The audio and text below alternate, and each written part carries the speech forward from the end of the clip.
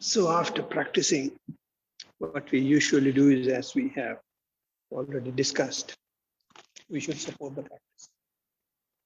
To support the practice, we usually take a listening supportive factor where I talk and you listen about the topic that we have selected. The other thing is two-way communication, where we go for a discussion. So today I won't be giving any talk, but we can have a discussion about your practice or about Buddhism in general, or anything related, how this affects your life and things like that. So it's over to you now. Chatu will come around.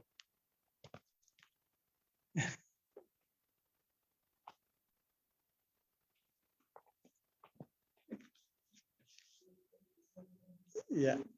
And you were having a lot of questions the other day. You said you, yeah. Yeah, I did. I didn't meditate actually. I went out and watered. So for them Today? today. Right. And I couldn't meditate. But basically, But- I did read a book.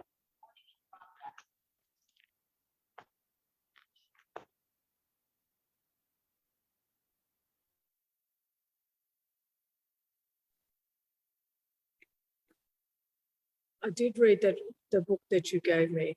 And the things that I found in it was that he was so blunt about there's no grey, it's all black and white. And to me, that's not where compassion starts. Compassion starts from the heart. And if everything comes from the heart, I didn't like the way that he portrayed it. I wouldn't like a beginner to read that book. I think they'd be like, oh, God. I found the topic about suffering, it's all about suffering being unclean. I find that concept really just doesn't gel with me. That's just my opinion. The business of, or his idea of birth is suffering. I mean, as I said to you before, I am so pleased that my mother and father got together and brought me here. I have had the most wonderful life. So it's just the concept of it. How can something be so beautiful? How can this garden, this place where we live, whether it's Brisbane or wherever you are, is so beautiful when you look at it and a concept. I mean, when I went outside, the best thing that happened was that bird bath that I rescued out here, there were cockatoos actually in there drinking, and I'm thinking, God, that is just beautiful. And the birds were there when I first arrived, and then they were swimming, you know, the minor birds, and they're all in there splashing and having a great time. So I find that concept in Buddhism very hard to digest.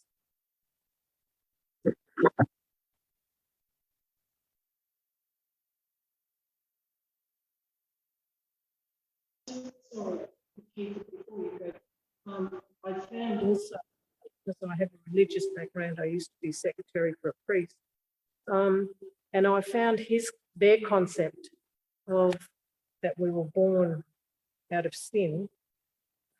I mean, I find that's another concept I cannot get my head around, and we have had many, many arguments in the 15 years that I was working with him. He was a wonderful man, but he couldn't convince me. So if you've got any other aspect or idea or can sort of elaborate on that, that would, not that side of it, but the Buddhist side of it, where it says when you come through the birth canal, that that's actual suffering for you. I never felt things.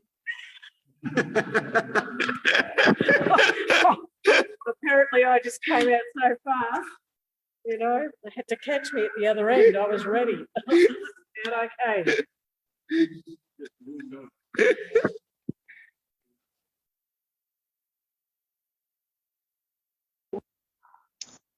Yeah, it is interesting. Buddha has said both.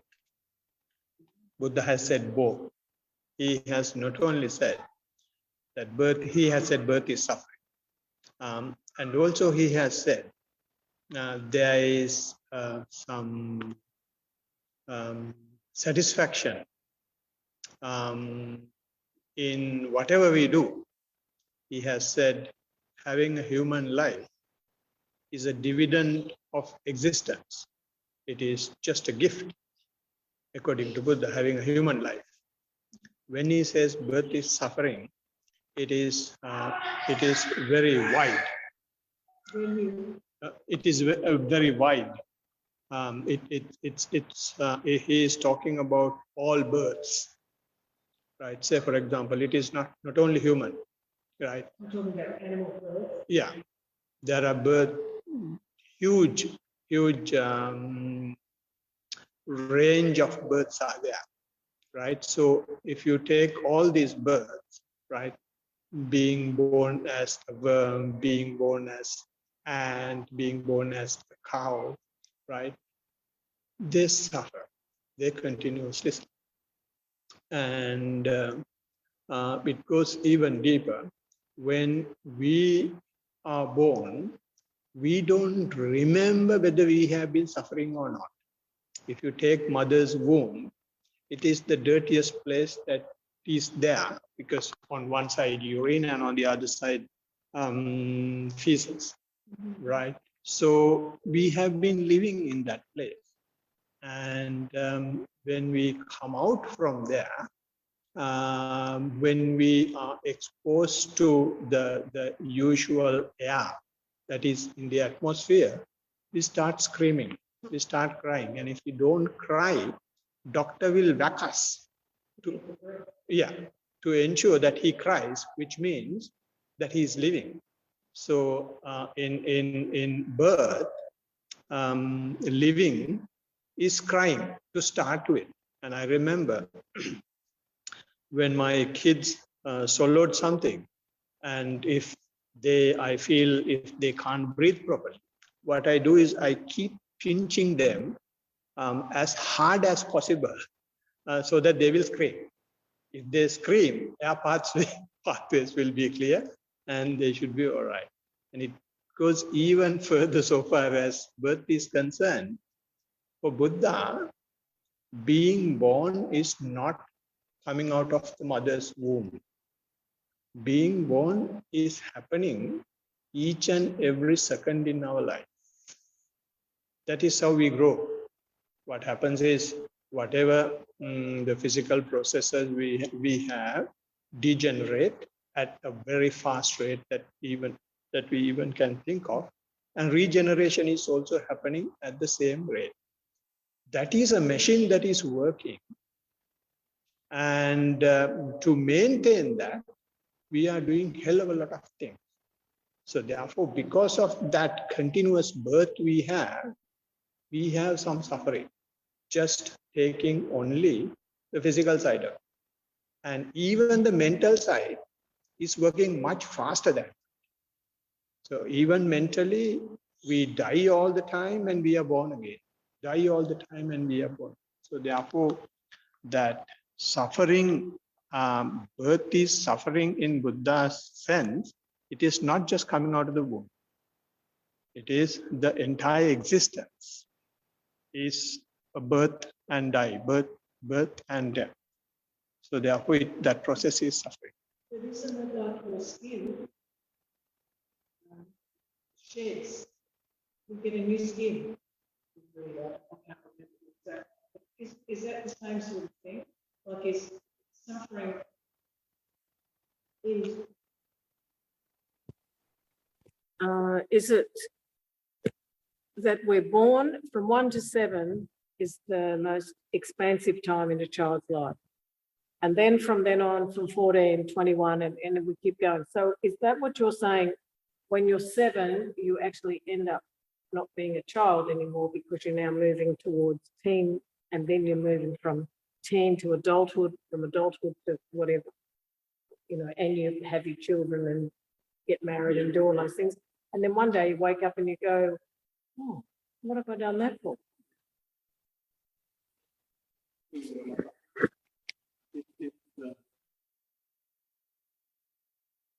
have any children, that was of choice. I didn't have any children because I can't have children, or I don't like children. I love children, but they just didn't equate into my lifestyle. The same with Yeah. Yeah.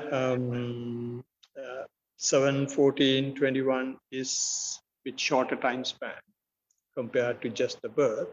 But our birth and death is even faster. Each and every second it is happening.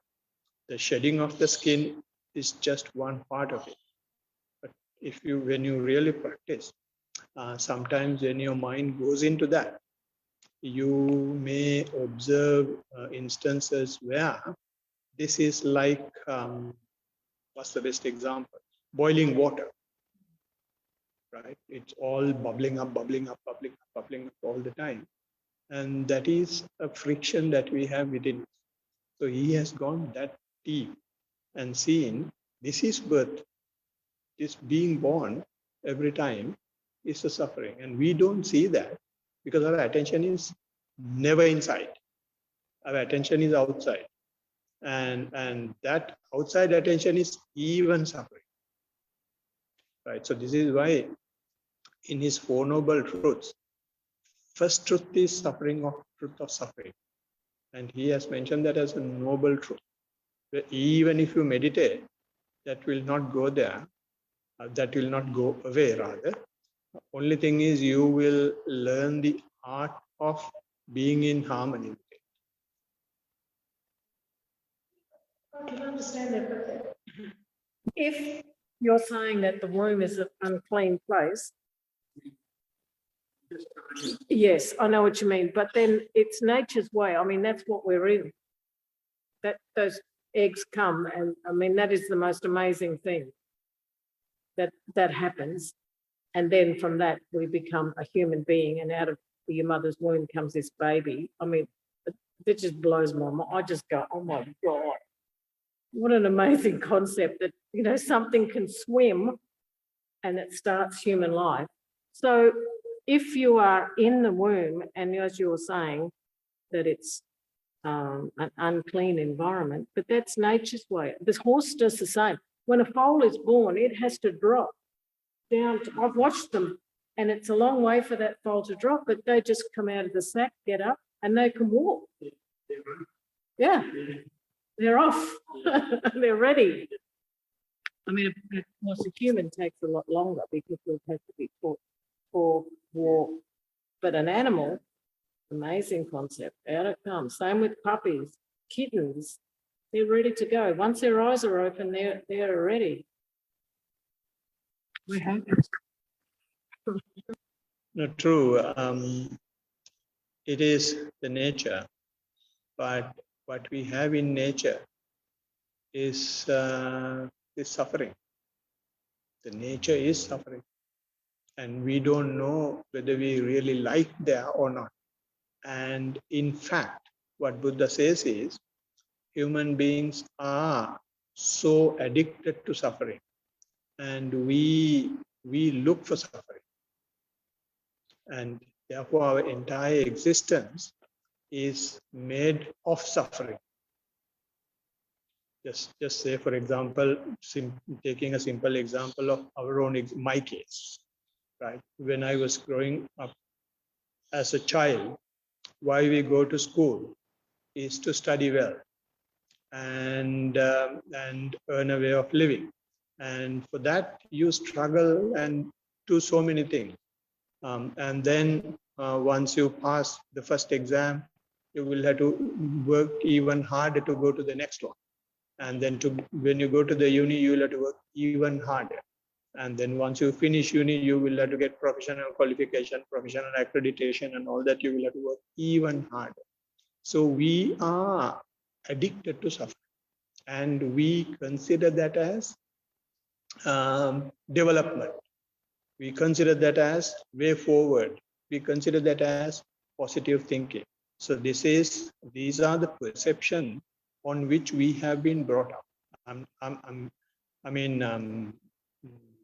We should have those things, but when we have those things, we will have to, at the same time, learn or understand that we will have to ask the question ourselves whether we should struggle this much for living.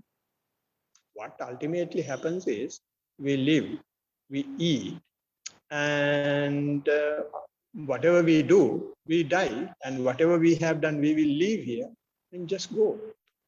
So for that, see the suffering we have, just our cases only. If you take in a larger scale, people are going to the extent of killing other beings, killing other people for their own well-being. So that much suffering is inflicted, not only within us, we even have spreaded it all into the society as well. So therefore, it is our nature. You're 100% right. Our nature is to uphold, appreciate suffering. Now, being a father, I have been telling my kids, do this, do that, do this one, do the other one. And I have been pushing them for more suffering. So that is, we are addicted to suffering. Yeah, but you're only pushing them. Yeah. Chatu. I suppose I've been because my mother never pushed me. And my brother and sister are the ones that could have done a lot, and they didn't. And I seem to have done more than they've done, but I didn't do anything to get there. It just all happened, you know, and that's how my life's been. It's just been a series of events and chapters and people. I have met so many people, and through meditation, you know, I cannot tell you the people and the places that I've gone because I meditated. But it didn't start till I was 30, but I'm so glad it did. And look where it's brought me here, all through meditation. I remember driving in here for the first day. I think I met you one time, which is a long time ago. And sorry, I can't remember your name. And I drove in here and I went, oh my God, look at this place. And I walked in and I wasn't game to come into the meditation. I was so I was pretty broken when I first came here because I'd had a lot happen, but I don't want to go into that because that's past, finished, gone. But I can thank you so much because the healing that has happened for me here, and I'm hoping it for everybody else, it has just been brilliant. And that garden, it's my mental health unit. It looks after my brain very well. It doesn't tax me. It doesn't ask anything. I just water it and I go, I love you. And they'll look at them, huh? And the birds, I cannot believe the birds in that bird bath. I was just amazed. Anyway, I'll get away from that. I'm getting right away from it.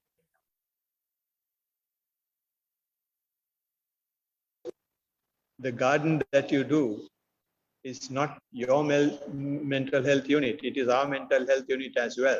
So there was a time there were no leaves here, there were no flowers, they were just drying sticks. But after you have started touching them, we love walk here.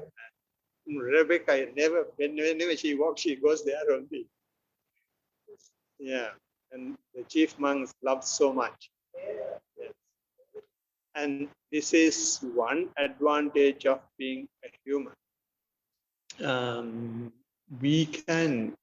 We can find a way to come out of this so-called suffering. And the other thing that I see in you is you find a way to be happy. So that can be done only by a human being. Other animals, they have their instincts. They have no way of finding a way to be happy. My horse was very happy. He used to see me and he'd come up. I mean, he was happy. My cat, I see him today, okay, he didn't say anything to me, but he's happy, I know. And I'm so pleased that he's with someone who's going to look after him, as I had to surrender him. I didn't have to, it was basically what I wanted to do because I needed time to be on my own with nothing. I don't even have a computer now, nothing. Just got books and myself, and that's it. And when you start so much, I've become so simple. Let's just eat, read and sleep. And it's rather than your horse or the cat is happy. We can look at anything with a happy mind. We can look at anything with an unhappy mind. It is our happy mind accept any situation as happy or unhappy. It's, yeah, it's our interpretation. So perhaps I'm seeing that in you, whatever that goes in, you find a way to be happy from that. So that's how we should be, and that's an ability a human being should have. To be frank, even I don't have it very much sometimes. I think it's the simplicity. Yeah. Because then it was complicated. Yeah, it's very simple. I mean, I'm so glad I've got my car.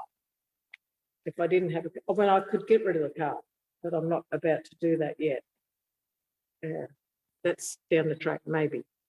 Maybe I should just get a horse then, huh?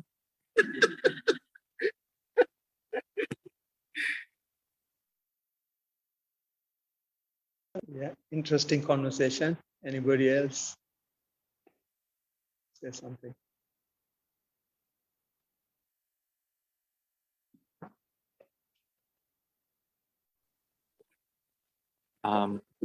So in some of my reading on Buddhism, I came to understand reaching the level of arahantship. Is that a stage of enlightenment? Is that enlightenment?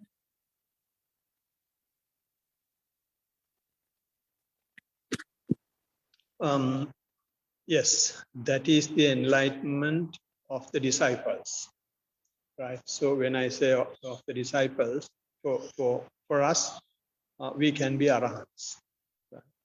For Lord Buddha, he also became an arahant, but the difference between him and us would be he didn't have a teacher.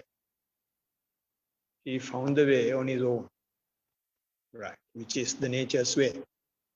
But for us, he has taught the path, and we have the path, and we miss it as much as possible, but somehow they come out of it, and then work through, and we can have the same enlightenment, but not some of the skills that he had.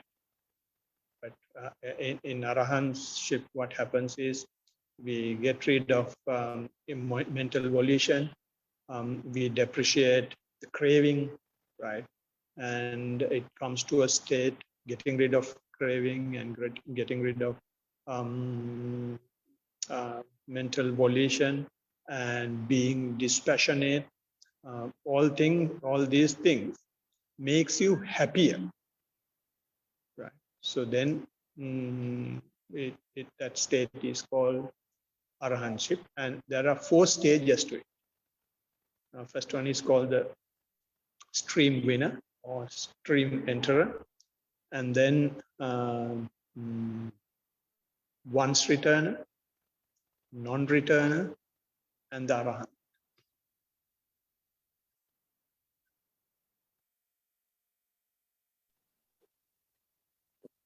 It's also said that the Buddha, when he passed on, he made it clear that he wasn't going to come back as a human form or as any form to the earth. So is there potential to get to a point where you're so equipoised with your mind that you act in harmony with things such that you don't produce that karma to come back, or those negative or positive effects?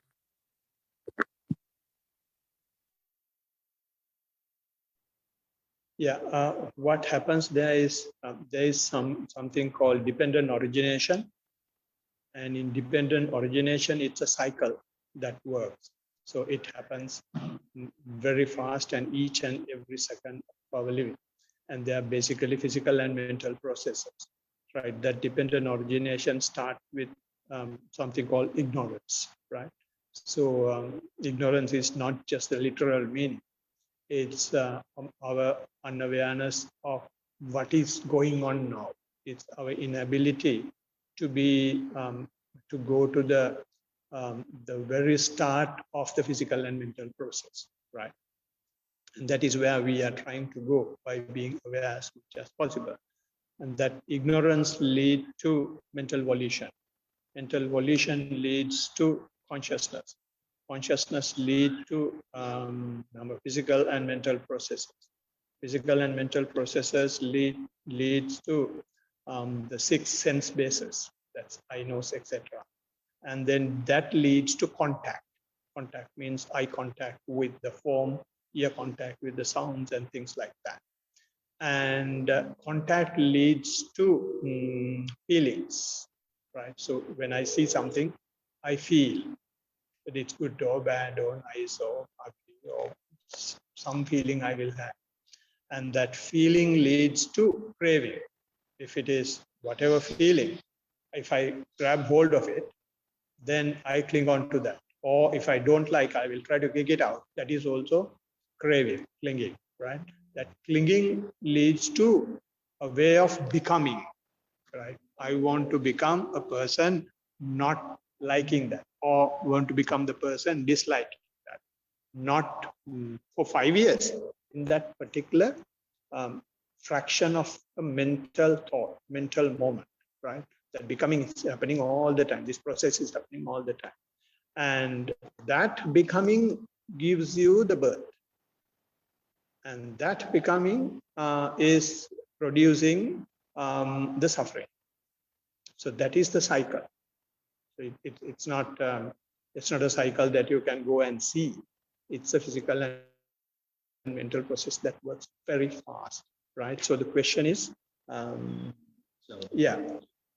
question is whether what you take it out. What you take it out in that stage is the clinging, right? You can have feeling, and that feeling can lead to craving. That's fine.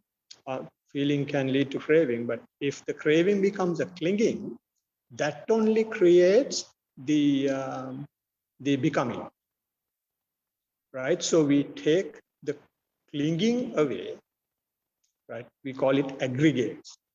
There are 5 aggregates, and we take that away. Once we take that away, that clinging to aggregates away, then the becoming won't happen. So the birth won't happen. So that is the only thing by practicing we can do.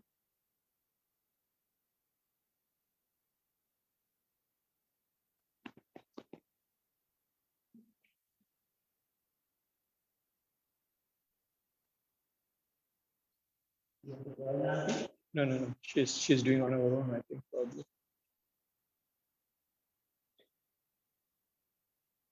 Hari Bhattacharya. Right. Yeah.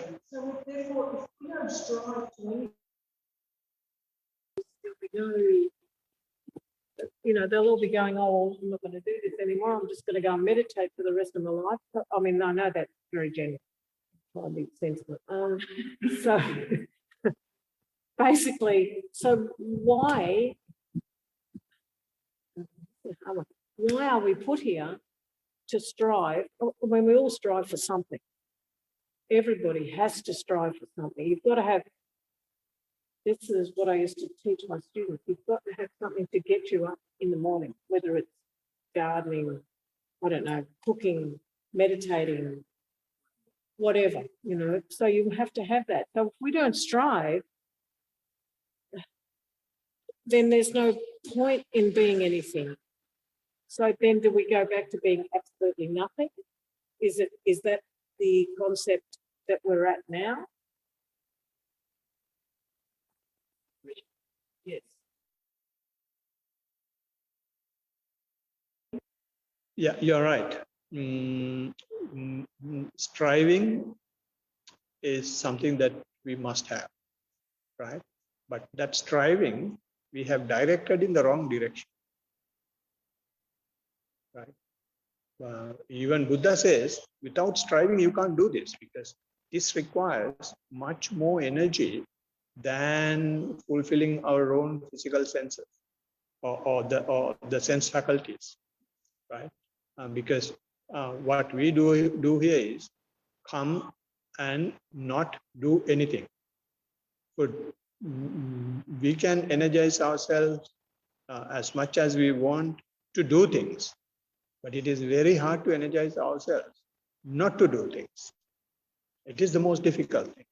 So it requires much more striving than the sensual striving, right? So we therefore, what you say is right. Striving is there, but it is directed to get rid of suffering. Then what the final question is, what happens is when you keep on striving like that, it will come to a point where you will have to drop striving as well, right? Because we strive and achieve so much. And when we achieve so much, now why these 5 or 6 people are coming here is because you have some sense that coming here gives some pleasure, some happiness that you will not have otherwise. If you had a better alternative, you wouldn't come here, right?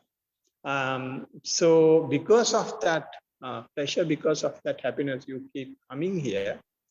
And more you come here, higher and better becomes the happiness. And there will have a possibility, somewhere down the line, you may get hooked into this happiness, right? So therefore, Blessed One has put the path in such a way that you just observe only, you don't cling on to it. So therefore, even this striving at some point in time, bye-bye. It has to, he has said, you use the raft just to cross the river. After crossing the river, you don't take the raft on your shoulders. You just, let it go down the stream and you just go on to the other side. So and then you don't direct it, just wait to see where it goes. Is that correct? Where it lands? If that raft isn't directed anywhere, do you just let it go and just see where it lands? It served its purpose. Yeah. Oh, okay. You're going to the other side. Yeah, that's it. You don't need. You don't go. Oh, okay. So you just get rid of that. You just continue on. Okay. Thank you. Yeah.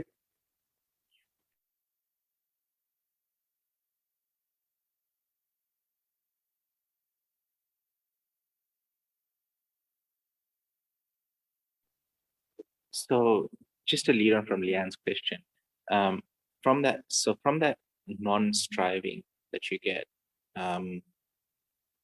does it translate into a sort of a different lifestyle for yourself? Do you come to realize that there's a different way to living, living harmoniously with whatever? I mean, it's almost as if you will have a certain amount of craving, then beyond that, there's clinging. So do you sort of reach that balance where you have just enough to satisfy your physical senses in perhaps a basic way and not to, let's say, overcomplicate life? Yeah, that is what I mentioned, that we want to strive, and that striving is there, but striving is directed in the wrong direction. We want to have the best possible of everything.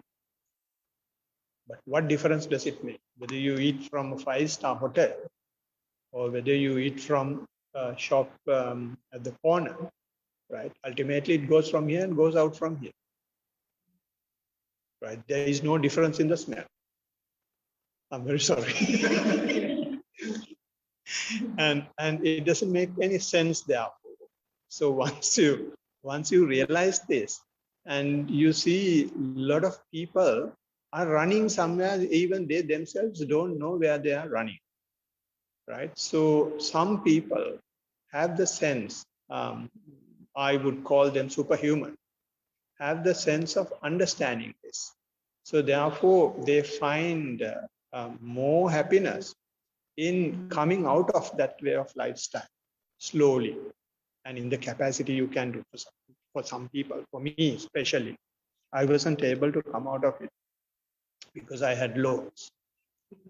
I had loans. I had kids to feed and educate. So although I wanted to come out, have a much softer life, much simpler life, couldn't do that. I had to wait, right? So slowly, you find a way that what we need for living is a shelter and some food, and then clothing and medicine when we want, right? If you have these 4 requisites, right, human being can live. But having said that, we should do it after going as far as possible in our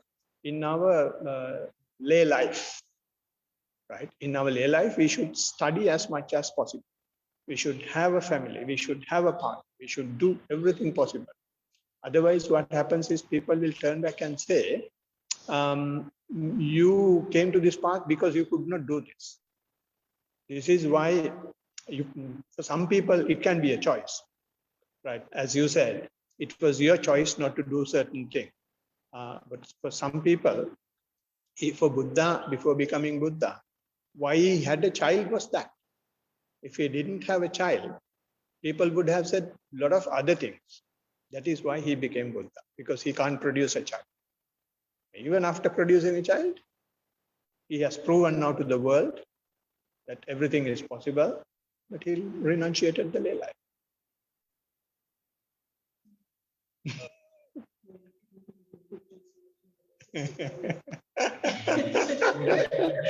Not too late, Leanne.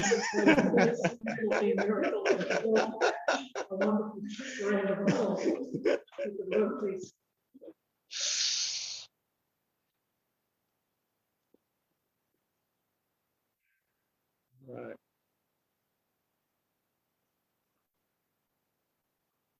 So if we don't have anything, do you have anything else to talk? No? Can you say something? Yeah, I was going to say something else.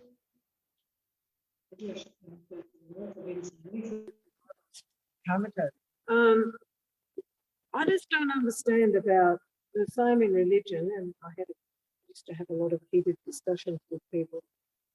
Why celibacy is so important? Because I think that was the undoing of the Catholic Church. You know, you cannot suppress something that is a human nature that's been given to us and tell people, no, you can't do that anymore. You can't do this. Because if you put a lid on things, it has to explode sooner or later. Something has to happen. So why? Is that part of being unclean? Is that part of not being focused? I don't understand that part. I still think you can be focused. I think you can still do all those things and you can still, in moderation. I mean, I still drink. I have 1 glass of wine a day. 1, that's it. And I enjoy it. And it's so beautiful. To me, it is. And I just can't understand why there has to be so many rules and regulations with religion, Buddhism, Hinduism, all of them. It's all about rules. You must do this, you must do that, you must do. What happened to compassion? What happened to loving people? What happened to that? All goes out the window, and everyone goes, "Oh, I better not do that because I'm going to break a rule." I don't understand that. To me, that it should be just free. You should be able to do and say what you want within reason, of course. Yeah, in Buddhism, the difference is compared to the other religions. They are not rules. Sorry? They are not rules. They are not commandments. No. If someone wants to observe precepts, you will have to come and ask. So I go and ask, okay, give me these precepts. So I'm observing 10 precepts, right? And then he gave. He doesn't. Sorry, you've got the 5 precepts. And they're the ones you have, because I had Chatu. a chat to your chief Taylor, talking about becoming a nun. And I said to him, I'm really not ready. I don't know if I'm ready for that yet. So it was interesting. And I noticed you don't have any nuns here. Is that because you're waiting for this other property to be built, or is it because you just don't have them here? I forget the word that you call them in another word. I don't know. I don't know because there are few nuns around Brisbane. There are. But they're not here. There is one attached to this place as well. She doesn't live in the place. No, not in this premise. Yeah.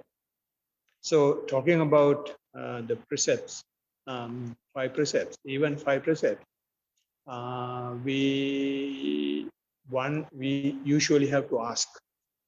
It is not a commandment. And the other thing is, so far as precepts are concerned, the difference between precepts and commandment is, precept is the nature.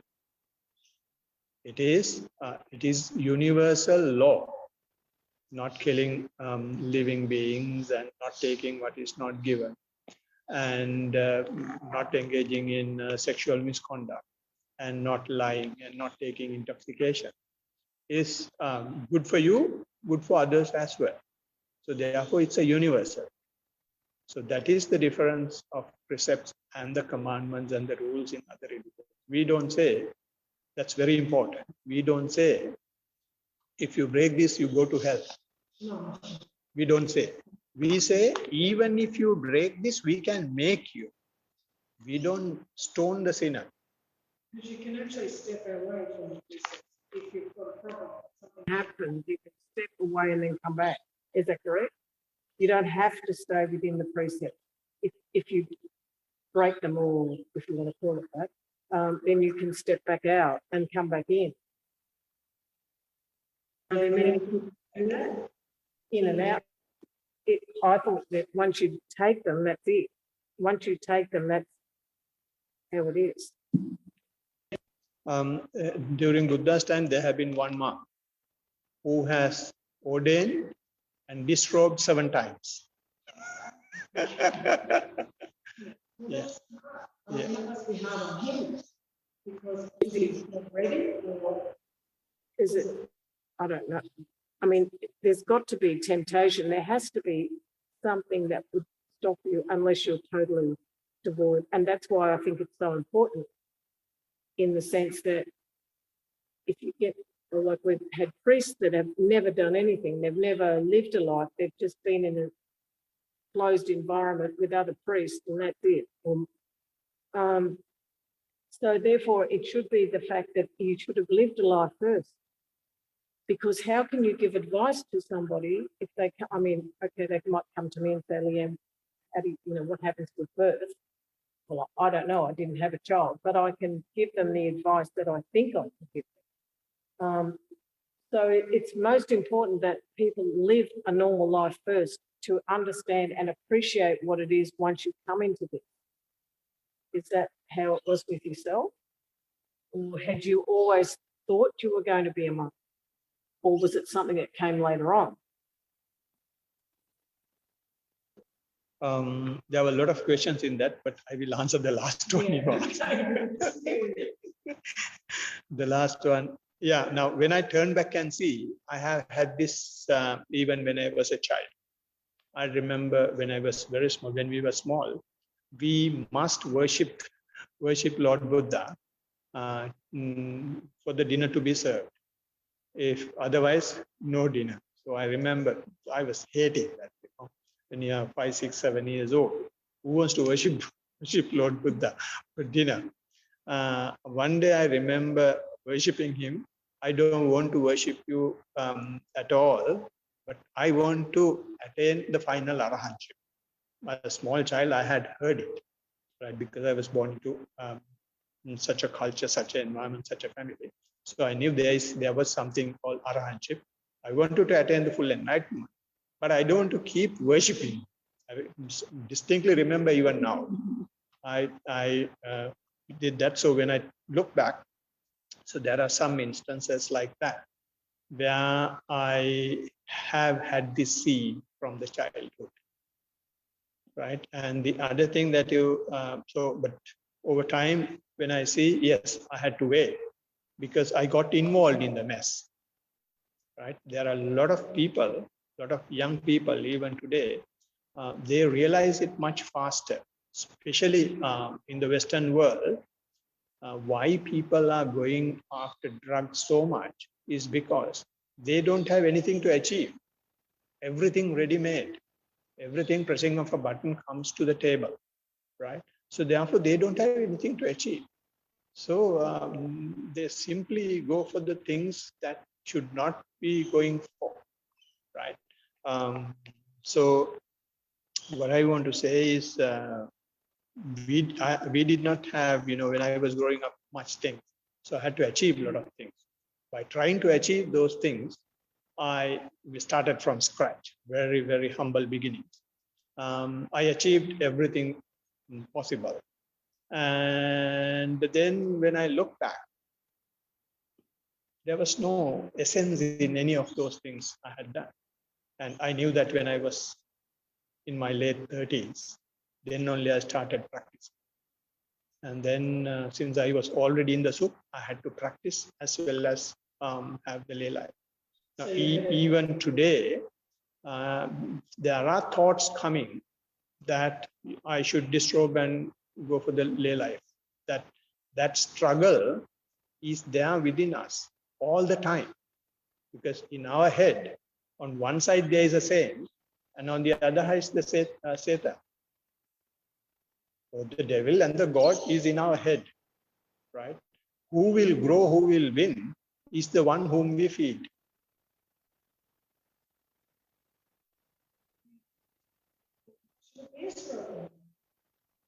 If it's a struggle, then it's not enjoyable, or it's not pleasurable, or it's not the right thing to do. Anything, I think, in my life has been a struggle. I've had jobs where I've just walked in one day and gone, no, I can't do this anymore. I've just walked out. The same when I left my partner, I just walked out, packed a bag of clothes and left. Furniture, everything. And I just left. I thought, no, I can't do this anymore. So, I mean, it's a big thing to do. Some people wouldn't be able to do it, but I did it. And it was pretty scary. It's all right when you're doing it. It's pretty scary when you get in the car and you go, oh my God, there's my entire life in a bag and I have to start again. But that's okay. It worked. The situation is, there are two things that you like the most. There are two things that you, in your case, in the example you gave, you wanted to live because this is not my thing and I want to go out. So then we have very clear scenario to take a decision. But if there are two things, I want to have this, I want to have this as well. Because both are, in some sense, you are attached to, you are attracted to. But one is superior and the other is not as superior from the spiritual point of view. Right? So because of that, they will have mental struggle.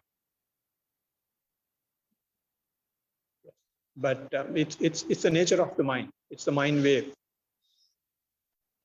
Yeah, but it's only conditioning. It is definitely. Conditioning of mind. And when you break that conditioning and go, oh, with it, I'm out, I'm off. You don't go, oh, we'll go through the normal process, we'll go to a solicitor, we'll divide everything up. I just went, I don't care. I'm going. I'm out of here. I think I took a candle. I was really happy I took that. And that was it. So, in a sense,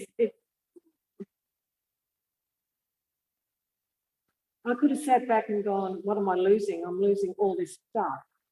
But the stuff didn't mean anything. My well-being was the most important thing. And I left. And that was it. And the same now. I've done the same thing. As you know, I've just moved. And I have nothing. Well, I have a few bits and pieces, but it's very it just that's how I want it.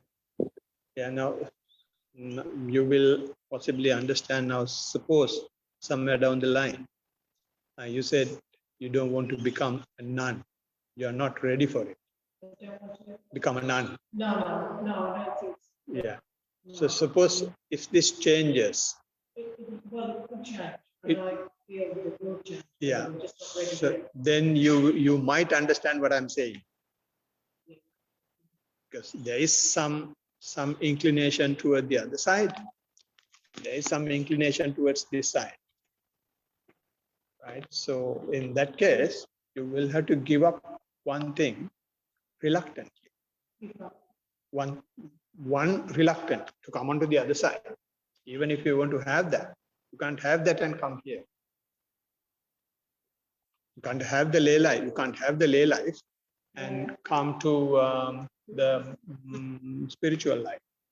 You have to give up spiritual lay life altogether to come to the spiritual life.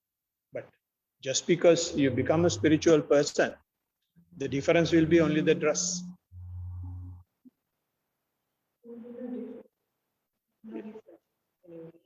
Yeah, I mean, so mentally they may not have difference, but outward appearance will be different. Outward appearance will be different. Yeah. Yeah. Yeah, so that's what I didn't understand in the ritual. Priests, people in the Paris, they but they didn't like the way I was. Because I was a little bit different. But you know, elderly people, I guess, come on, you know, smile. Oh no, it's such a bad week. I've come here for salvation. I go, look at you, you look fabulous. You've got a roof over your head, you've got wonderful people around you, and they're still not happy. You know, so what is happiness? What is it? Is it nothing? Is it a simplicity of life? You know, they had everything. Okay, they might have a few aches and pains, which I've got sitting like this. I like my chair, thank you. But I'm getting used to it. I'm walking an hour a day now to try and loosen up my body. Yeah, but it's a funny concept. And the same with my family. My mother's got a beautiful house, you know, lives in a beautiful spot. My sister's got everything, but they're not happy. I ring mum and I go, how are you? Oh yeah, I'm okay. But I know I can read her that she's not happy. She goes, oh, you sound so happy. I said, why wouldn't you be? If we try to find happiness from us through our sense faculties, we are just trying to fill a bottomless bucket. That is why we are unhappy. And if we come to a seclusion and if we try to live a simple life and if you try to be contented with what we get, that is where the happiness is. And in whatever situation, it may be bad situation, but if you try, if you find a reason that you can smile, that you can laugh, that you can be happy with, that's happiness. And in any situation, there is a side that we can be happy with. We don't see that because sometimes our mind is always having that addiction to suffering, addiction to resisting. Right. So therefore, when you keep resisting, which I have so much, unhappiness is the result. Yeah, okay. So therefore, is it better to have had a life before and then come to this because you know what you're leaving behind? Whereas if you come into a life of being a priest or a monk or whatever, and you haven't lived that life, then are you always questioning yourself like, oh, I wonder what it's like out there? It's like having two worlds, whereas we've already had one world and now we're going into the other. So we're doing it in the reverse. Yeah, if you, I would say I won't agree with you 100% in that. It is not necessary to have a full life as everyone else. Some people, if you come onto this path, if you ordain, it is imperative that you get into his practice, which is keep practicing, keep meditating.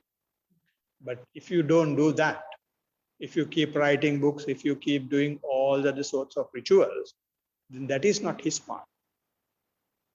So if you follow his path, his path is giving higher happiness than the happiness that we have in our lay life. Right? So when you go on that path, then you realize I have not had the real happiness that I should have had, or I had the potential to. You follow what I mean? I don't understand when you said before that once you get the happiness, then you actually got to let that go as well, because that's part of striving. Is that correct? Or have I got that around the wrong way? Oh. Sorry. No, what we let go is the path, the way. There is a technique, or there is a path, there is a toolkit to achieve this happiness. So once you achieve the happiness, you don't carry the vehicle. But then you become like, it becomes level, like you're not either happy and you're not sad. So you're just on a level playing, you're not really anything. I don't know, I can't explain it. It's like I'm just at one level. I'm not either here nor here. It's like you're just in one, just one thing, or one emotion, or not even emotion, one feeling. It's not even that. It's just, I know that, No, you're right. If what you're saying is there's a point at which, if you want, you can go for happiness, you can go for unhappiness, right? And you can bring your mental state to a situation where you don't go to either of the directions. You can just be in that original source, original energy, original field, right? That is where everything is. As soon as we go to happiness, right, then we defile that original situation, right? And did you discuss that here? No. Huh? Yeah. Not equanimity. That, I mean, our mind, the Buddha says, I exactly don't remember the English terms. He says, "Prabhassaramidam bhikkhave citta," which means our mind is so luminous at its base. Right? So if you can go to that base, you will have such a wonderful mental process. And he says this will be defiled by strange defilements that comes every time. Right? If you go to that base, and if you feel, oh, that is good, or if you get some thought, oh, this is wonderful, that itself will defile that original field, original state, original energy. Yeah, so you're right. So that is where the real happiness is, because you have no suffering. If you go to happiness, you'll maintain. If you go to unhappiness, you'll get rid of that. If you go into the middle, on the x and y axis, you stay in zero. So you have the potential to go anywhere. Yeah, but when you enlighten, what happens is you can go to anywhere, any of either positive or negative, but you can carry that. You can carry that that original base. It's like it sits in the floor and stuff.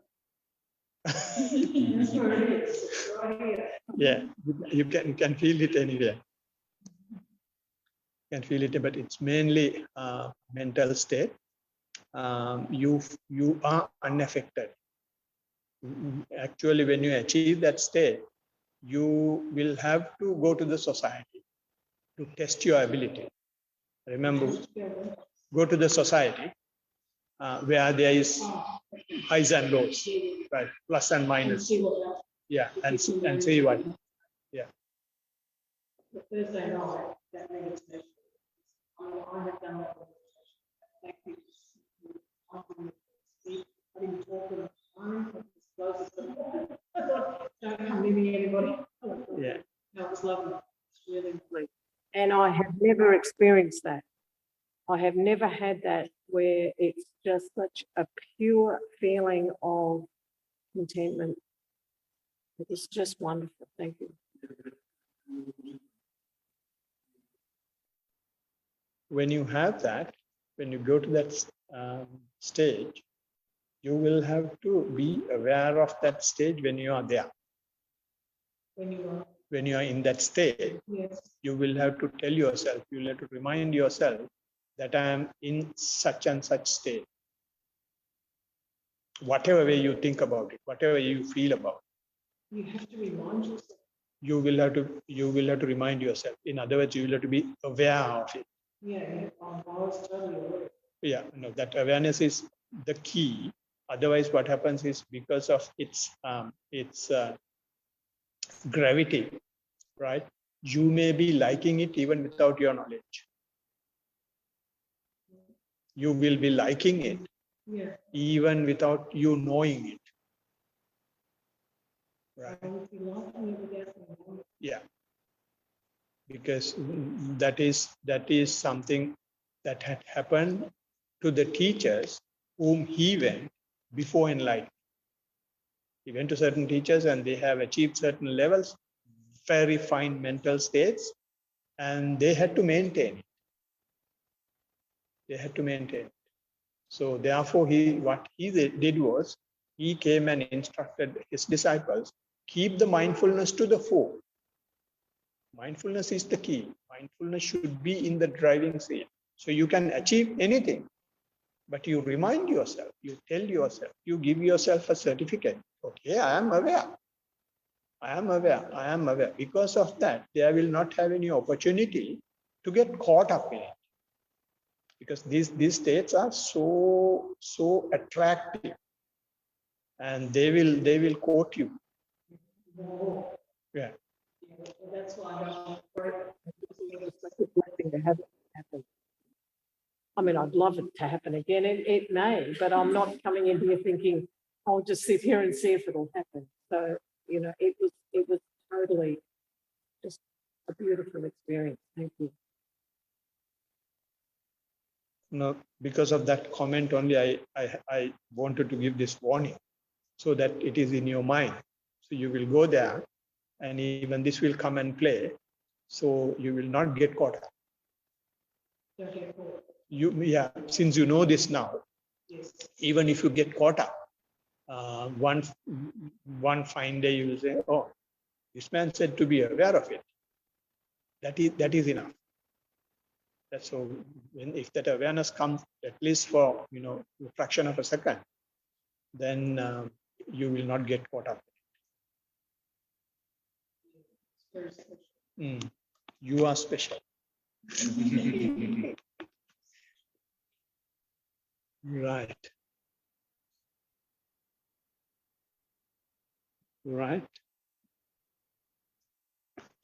So we had different type of a discussion today.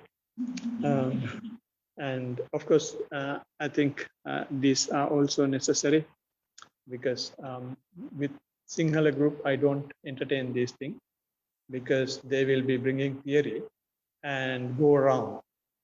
So I don't entertain unless it is about the talk, right? But for you guys, it is different because this is completely a different subject, different area. So there will have certain things to align. So one of the objective of having this discussion is to clear those things.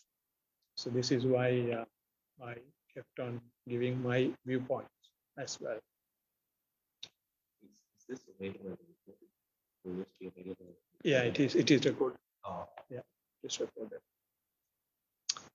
Right. So the next part is to share these positive energies with whoever who is willing to receive these things and are able to receive and are waiting for them. To do that, we will chant the usual stanzas, the Tavatacha,